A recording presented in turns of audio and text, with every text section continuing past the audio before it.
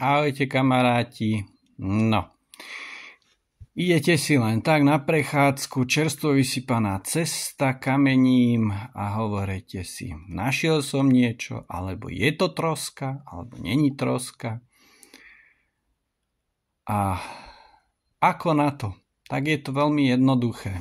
Ako vizuálne, keď sa na to začneme pozerať, tak si poviete, jej, toto je pekné, to som určite niečo našiel. No poviem vám takto, nenašli ste. Toto tu je troska. Podľa čoho to viem? Takisto si pozriete ďalší a poviete si, paráda, aha, fú. A nič ste nenašli. Je to troska. Vysypaná na ceste. Kde predtým navozili napríklad andezitovú drť. Toto si pozrite vysypané niekde pri halde, pri skalách. Iha, krása vec, čo to môže byť? No, je to troska. Takže nič. Toto si pozriete, aha, to vyzerá ako andezit. No a v tom je ten pes zakopaný. Že ak by to bol andezit, tak tento kúsok režete 2 minúty. Ja mám kotúč na žulu, takže tá bez problémov reže kremeň. No a toto je andezit, ale už aj s niečím zaujímavým. Pozrite sa na toto a pozrite sa na toto. A prvé, čo vám buchne do oka, že materiál je všade ten istý, aj sa krásne leskne, podobá sa na, povedal by som, rôzne imitácie, opálu napríklad, ale má rôzne farby a veľmi ľahko ho rozrežete. Toto tu sa reže ako polystyren doslova s tým kotúčom, ktorý mám na žulu a kvázi toto 20 sekúnd je to prerezané. Takže v tom momente viem, že je to troska. To je vlastne odpad pri hutnom spracovaní. V tomto prípade, keď tavili šrot medi, tak toto stálo z neho na vrchu. To sa vždy odobralo a potom sa liala med do foriem. No, takže ešte raz, toto som rezal 2 minúty. Krásny andezit. A teraz zistujem, čo je vlastne táto časť. Ale to už má pre mňa hodnotu. Takisto, keď sa na toto pozeráte, tak toto je troska. To vyzerá ako farba, ale je to troska. Vidíte. Má s turovilom, ale materiál ten istý, len iné odtiene farby. Takisto, keď si zoberete takýto kus, tiež si poviete, wow, čo som to našiel tu. No nič ste nenašli.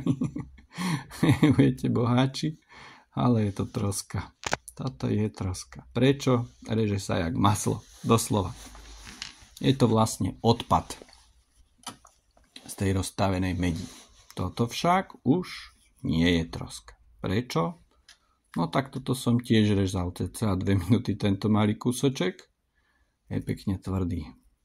Aj keď sa pozriete z vrchu, aj hornina, aj žilky, ktoré sa v nej malinké opalové nachádzajú, tak to je slabota. No ale pre mňa je to prvý zberateľský kus.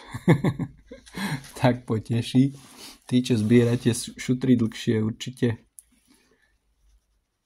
chápete, o čom hovorím, sa so mňou stotožníte. No toto som tiež rezal doslova niekoľko sekúnd. No a vidíte. Je to troska. No potom tu mám ešte ďalší, ktorý sa veľmi tiež podobá na trosku. Mohol pláchnuť. Ale nie je to troska. Konkrétne vylovený z váhu. A to je krásajc. Tak. Teraz zistujem, čo som to vlastne našiel. Ale rezal som ho skoro 4 minúty. Takže krásne tvrdý. s kremeňom. Takže uvidíme, čo to je. No, potom tu mám ďalšie. To je tiež nájdené vo váhu. Povedali by ste, že to je troska. No, za prvé troska sa takto neobrúsi krásne vo váhu. Vždy sa bude štiepiť lastúrovo. A ak z nejakého dôvodu, že by bola veľmi, veľmi mekučká, tak sa možno obrúsi do nejakého ploskáča. Ale v tomto prípade sa jedná o drevný opál. Tiež nemá žiadnu hodnotu, ale pre mňa ako človeka, ktorý sa venuje zbieraním rôznych minerálov a kameňov, tak pre mňa to hodnotu má. Veľmi sa mi páči. Takže tuto nevidieť, keď sa ho snažím nasvietiť, ale rozmýšľam, že narežem na nejaké platne a spravím z neho niečo. No a toto napríklad si poviete, no je to troska, není to troska, pláchnem. A v tomto prípade, keď sa pozriete detaľnejšie, tak už z vrchu vidieť tie kremeňové vlastne žily a troska to nie je. A je to drevný opál krásny. Je taký zdeformovaný, ako keby bol rozbitý a zlepený z viacerých kusov, alebo ešte som to neidentifikoval. To mi pripomína nejaký list tam v strede, veľmi to nevidno. Tuto mám druhý kúsok, som ho rozrezal, lebo stredom bol vlastne prasknutý.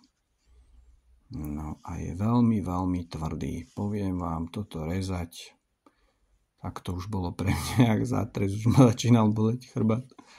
Takže zhruba tiež také 4 minúty, kým som to prerezal. Samozrejme veľmi zle sa mi držal, to je jedna vec, nemôžete pritlačiť. Keď je veľmi tvrdý, takýto húževnatý, tak ten kremeň vás potrápi, takže snaží sa to vytočiť čeliako ten kameň, aby ste to neupustili, neporezali sa, nepritlačili moc. Takže ten rez musí byť súvislý, aby vám nevyhýbal ten kotúč a podobne. Takže toto som veľmi rád. Takže takto to vyzerá. Poviete si, wow, čo som našiel, akého krásavca, fíha, to si naštudujem. No, je to troska. Toto je odpad z medi. Ale aj tak si hovorím, či by sa z toho nedalo niečo rezať, vyrábať. Neviem, že či to náhodou nie je nejaká toxická bomba. Ale uvidíme. Asi nie. Však je to len meď. A rôzne oxidy a odpad z tej medi pri tavení. No, takže takto ešte raz. Toto je tiež troska.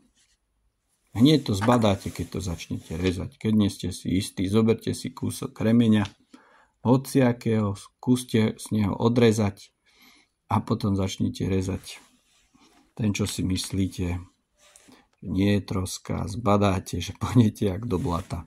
Hej, toto tiež vidno, aj keď si poviete, aha, toto je len jeden materiál a toto hore už je druhý, ale sami vidíte, že aha, pozrite sa, to vyzerá ako napádcaná nejaká farba na vrchu. Takže toto má veľmi ďaleko od klasickej horniny. Možno keby som bol niekde pri aktuálnej sopečnej činnosti, kde povedzme nejaké 2-3 roky odkedy by vychladla tá láva, tak by som sa možno priblížil k tomu, ale všetko, čo chladne pri tých teplotách na povrchu, tak sa v tom vytvárajú automaticky dutinky. To sa môžeme porozprávať inokedy a môžem vám ukázať originál lávový kameň. No, tak to je všetko. Nezbierajte trosku a zbierajte krásavcov. Jeden z nich je napríklad tento. Pre mňa je krásny. Dobre, tak ahojte.